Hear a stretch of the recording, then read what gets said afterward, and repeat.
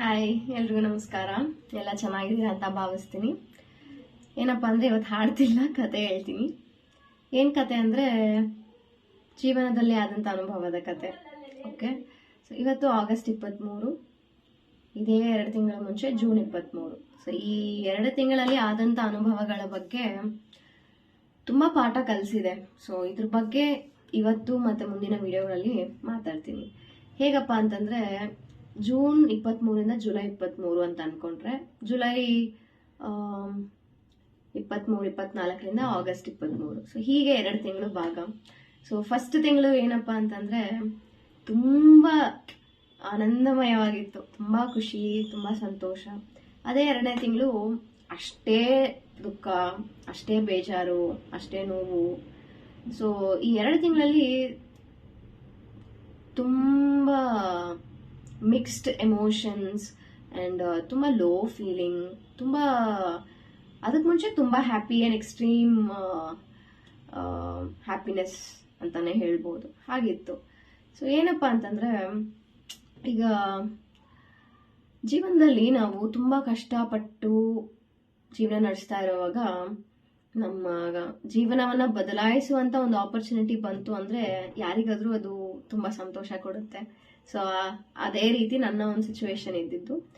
Almost ನಾನು ಕೆಲಸ ಮಾಡೋಕ್ಕೆ ಶುರು ಮಾಡಿ ಅಥವಾ ವರ್ಕಿಂಗ್ ಅಂತ ಆಲ್ಮೋಸ್ಟ್ 15 ಇಯರ್ಸ್ ಆಗಿದೆ.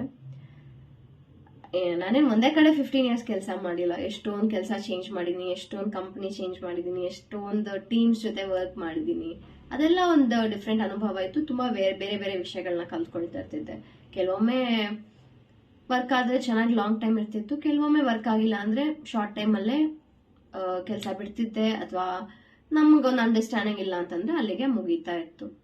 ಬಟ್ ಈಗ ಬಂದಂಥ ಒಂದು ಆಪರ್ಚುನಿಟಿ ಹೇಗಿತ್ತಪ್ಪ ಅಂತಂದರೆ, ನನ್ನ ಲೈಫ್ನ ಚೇಂಜ್ ಮಾಡುವಂತಹ ಒಂದು ಬಹು ದೊಡ್ಡ ಆಪರ್ಚುನಿಟಿ ಆಗಿ ನಾನು ನೋಡ್ತೀನಿ ಅದನ್ನ. ಬಿಕಾಸ್ ಎಲ್ಲ ವಿಷಯದಲ್ಲೂ ನನ್ನ ಲೈಫ್ನ ಬದಲಾಯಿಸುವಂತಹ ಒಂದು ಬಿಗ್ ಆಪರ್ಚುನಿಟಿ ಆಗಿತ್ತು.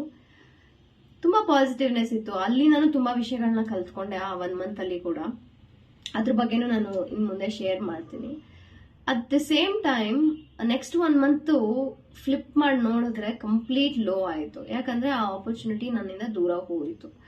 ಸೊ ಅದು ಇದರಲ್ಲಿ ತುಂಬ ಜನ ಇನ್ವಾಲ್ವ್ ಆಗಿದ್ರು, ಬಟ್ ಯಾರ ನೇಮು ಅಥವಾ ಯಾರ ಬಗ್ಗೆನೂ ನಾನು ಮಾತಾಡೋಕ್ಕೆ ಇಷ್ಟಪಡಲ್ಲ. ಇಲ್ಲಿ ನಾನು ನನ್ನ ಬಗ್ಗೆ, ನನ್ನ ಅನುಭವ, ನನ್ನ ಪಾಠ, ನನ್ನ ಜೀವನ ಹೇಗೆ ಅನ್ನೋದ್ರ ಬಗ್ಗೆ ಮಾತ್ರ ಡಿಸ್ಕಸ್ ಮಾಡೋಕ್ಕೆ ಇಷ್ಟಪಡ್ತೀನಿ.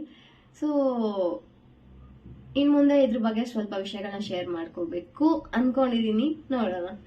ಸೊ ನಿಮಗೆ ಆ ಥರ ಯಾವುದಾದ್ರೂ ಒಂದು ದೊಡ್ಡ ಆಪರ್ಚುನಿಟಿ ಇಲ್ಲಿವರೆಗೂ ಬಂದಿದೆ, ಮನೆ ಬಾಗಿಲ್ವರೆಗೂ ಬಂದಿದೆ, ಇನ್ನೇನು ಒಳಗೆ ಬರಬೇಕು ಅನ್ನೋ ಅಷ್ಟೊತ್ತಿಗೆ ಮಿಸ್ ಆಗಿದ್ರೆ ಇಟ್ಸ್ ಓಕೆ.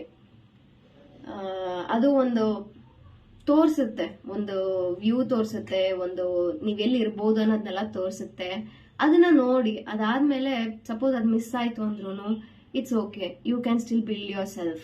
ಸೊ ಅದು ನಿಮ್ಮ ಮೇಲೆ ನಿಮಗೆ ಆತ್ಮವಿಶ್ವಾಸ ಇರಬೇಕು. ಅವಾಗ ನೀವು ಮತ್ತೆ ಅದೇ ಆಪರ್ಚುನಿಟಿನ ಅದೇ ಥರ ಅಥವಾ ಅದಕ್ಕಿಂತ ಬೆಟರ್ ಆಪರ್ಚುನಿಟಿನ ಪಡ್ಕೋಬಹುದು, ಅಥವಾ ಯಾರಿಗೆ ಗೊತ್ತು ನೀವೇ ಆಪರ್ಚುನಿಟಿನ ಕ್ರಿಯೇಟ್ ಮಾಡುವಂಥ ವ್ಯಕ್ತಿ ಕೂಡ ಆಗ್ಬೋದು.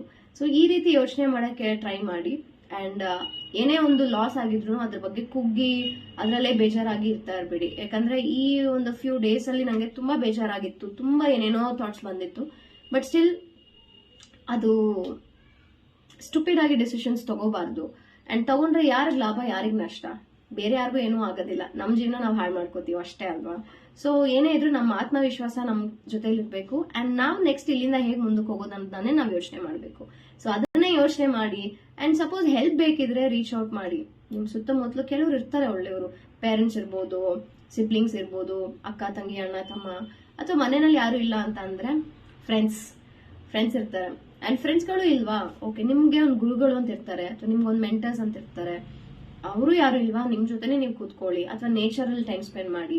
ಆ್ಯಂಡ್ ನಿಮ್ಮ ಜೊತೆ ನೀವು ಸ್ವಲ್ಪ ಟೈಮ್ ಸ್ಪೆಂಡ್ ಮಾಡಿ, ಆ ಟೈಮ್ ಕೊಟ್ಟಾಗ ಆ ಪೇನ್ನ ಗೋತ್ರು ಮಾಡಿ ಓವರ್ಕಮ್ ಮಾಡಿ, ಆಮೇಲೆ ನಿಮಗೆ ಕ್ಲಿಯರ್ ಆಗಿ ಸ್ವಲ್ಪ ವಿಷಯಗಳು ಕಾಣಿಸುತ್ತೆ, ಅಥವಾ ಬೇರೆ ಆಪರ್ಚುನಿಟೀಸ್ ಹಾಗೆ ಬರಕ್ಕೆ ಸ್ಟಾರ್ಟ್ ಆಗುತ್ತೆ. ಅಲ್ಲಿಂದ ಮತ್ತೆ ಹೊಸ ಜೀವನ ಶುರು ಮಾಡಿ.